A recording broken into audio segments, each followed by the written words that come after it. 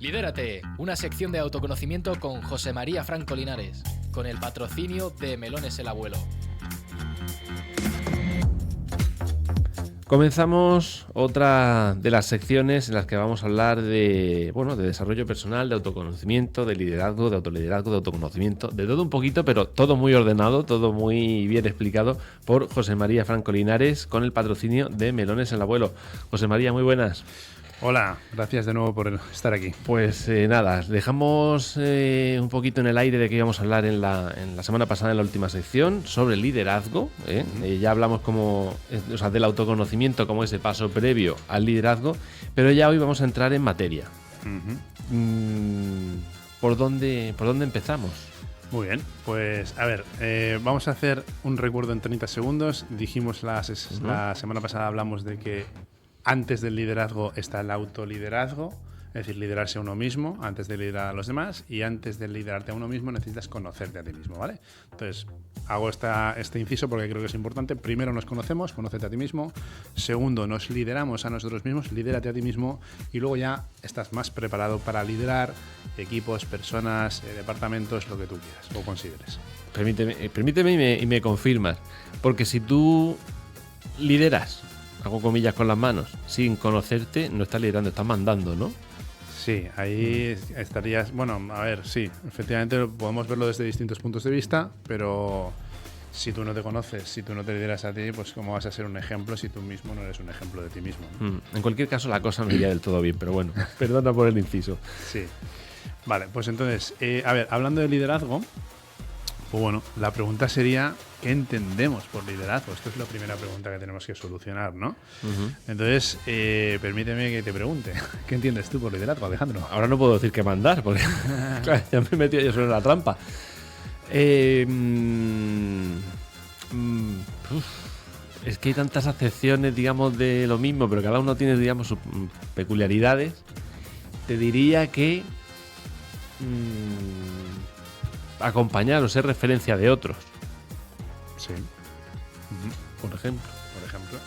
Porque Ok. lo más fácil es decir, que manden. Sí, te voy a presionar. ¿Alguna cosa más? Aparte de acompañamiento y ser referencia, que sí que lo es, desde mi punto de vista. Hombre, la parte, digamos, o sea, sí hay una parte de mando, que lógicamente es inherente, aunque muchas veces el liderazgo es natural, pero Sí. si es organizacional, implica, digamos, una jerarquía, ¿no? Más que un mando, una jerarquía. Sí.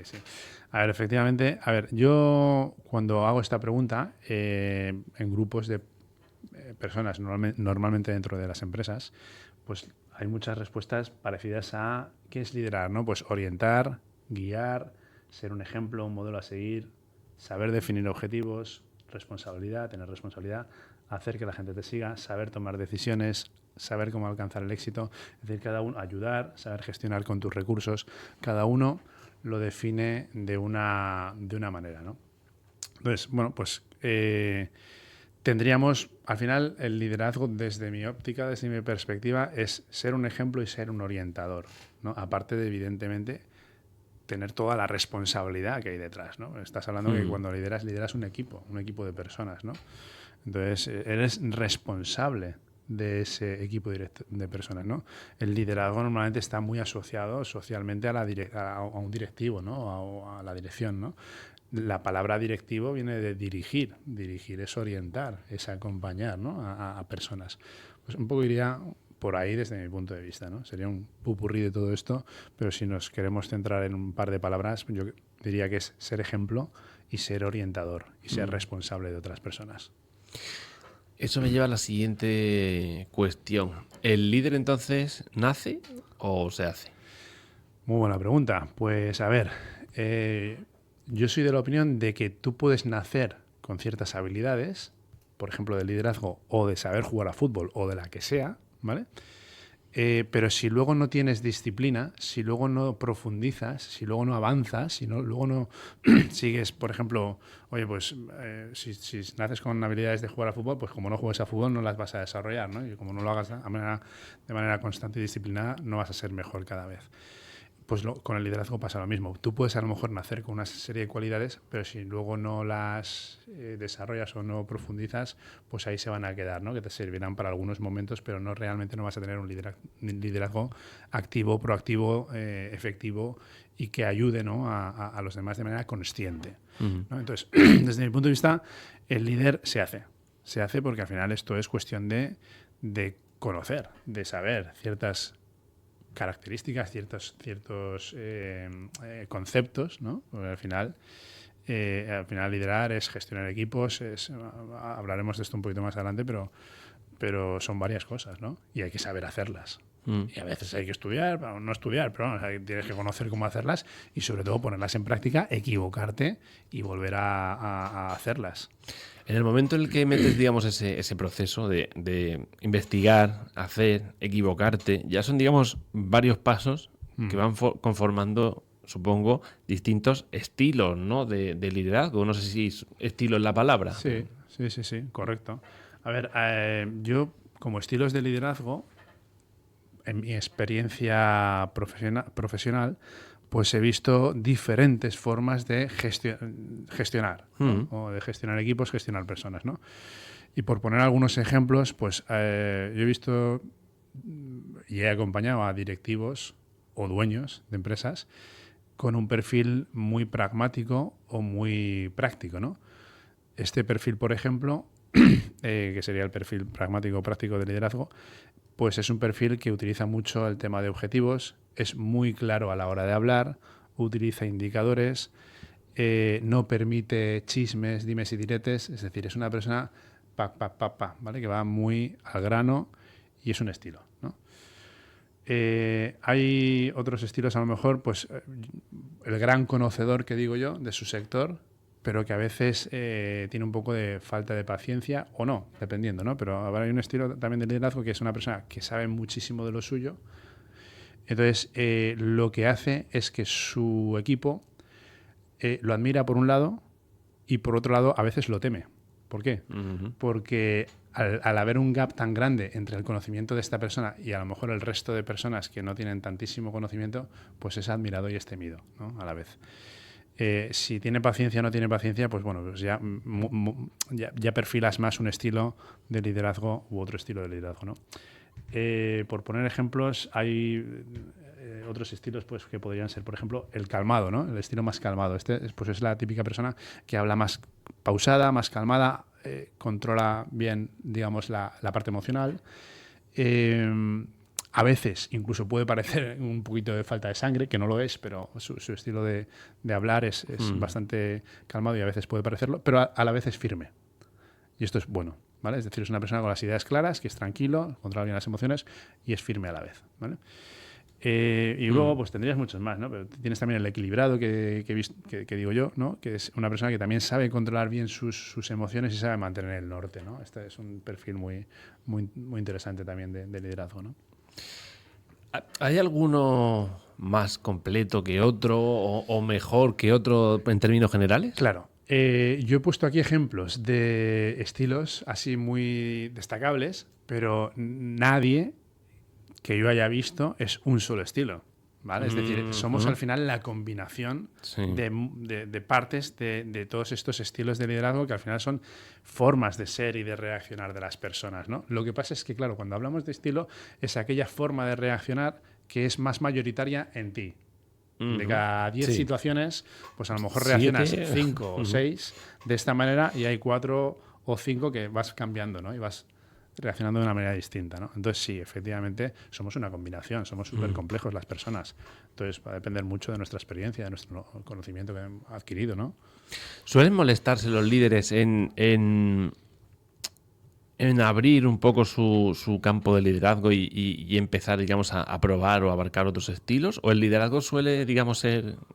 o el líder suele ser, digamos, cabezota en su estilo de liderazgo? Eso va a depender al final de cómo somos, cómo es cada persona. Al final, si nosotros somos personas con, bueno, pues ese autoconocimiento, ¿no? Que decíamos, de decir, el autoconocimiento lo que te enseña es que te falta mucho por aprender, ¿no? Cuanto más sabes, más ves lo que no sabes, ¿no? sobre este tema o sobre cualquier tema. Entonces, bueno, va a depender de la persona. Si yo creo que, bueno, pues nadie me tiene que enseñar nada y que lo sé todo ya, pues ahí estoy y ahí me estanco. Ya está, ya no avanzo.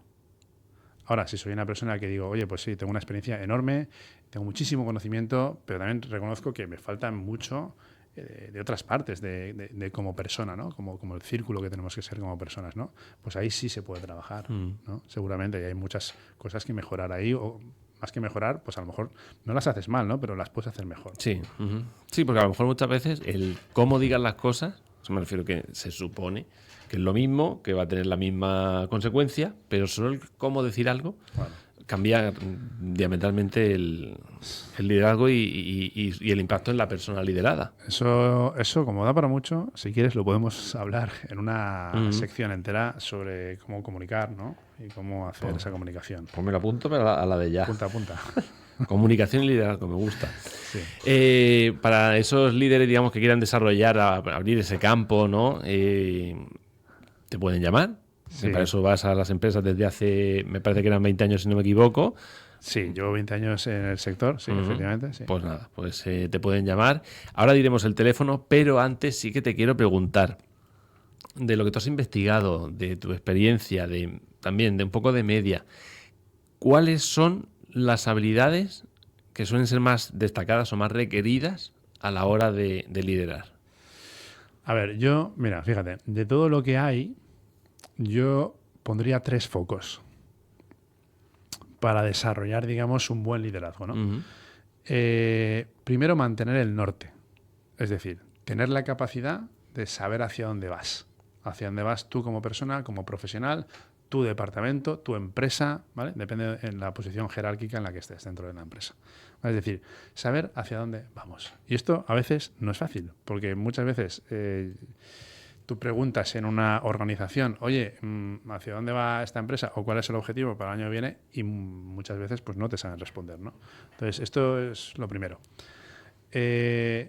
Un segundo foco que yo pongo es saber mantener el equilibrio en situaciones de desequilibrio.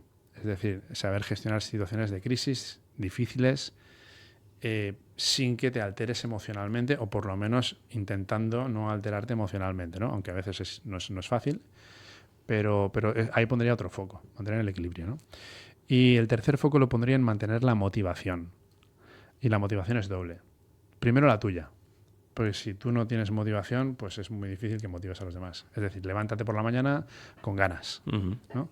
Y luego la motivación de tu equipo, que es fundamental. Es decir, hay veces que a lo mejor una palabra bonita o bien dicha o una palmada en la espalda, pues es gratis, no cuesta absolutamente nada. Y si nunca lo haces, pues hacerlo de vez en cuando es bueno, porque motiva. Al final somos personas, somos seres humanos, y que nos den una palmadita en la espalda de vez en cuando, pues nos gusta y nos motiva, ¿no? Entonces, no digo que solo sea hacer esto, pero sí, bueno, pues utilizar diferentes herramientas para mantener la motivación en tu equipo, ¿no? Que no siempre es fácil, ¿vale? Porque al final la motivación es un tema, es un estado emocional también, o es un tema emocional más que un estado, pero hay que tenerlo como foco. Pues de motivación también podemos hablar otro día, ¿eh? O sea que quedan aquí apuntados estos dos temas. Y ahora sí, José María, ¿cómo puede localizarte esos empresarios o cualquier persona que quiera, digamos, desarrollar estas capacidades, ¿no? Sí, a ver, yo tengo la página web que es www.francolinares.com, y ahí pues está todo. Ahí está el teléfono de contacto, el correo de contacto, y ahí puedes ver también un poco lo que desarrollo. Pues José María, nos volvemos a ver el próximo lunes. Muy bien, muchísimas gracias, Alejandro. A ti.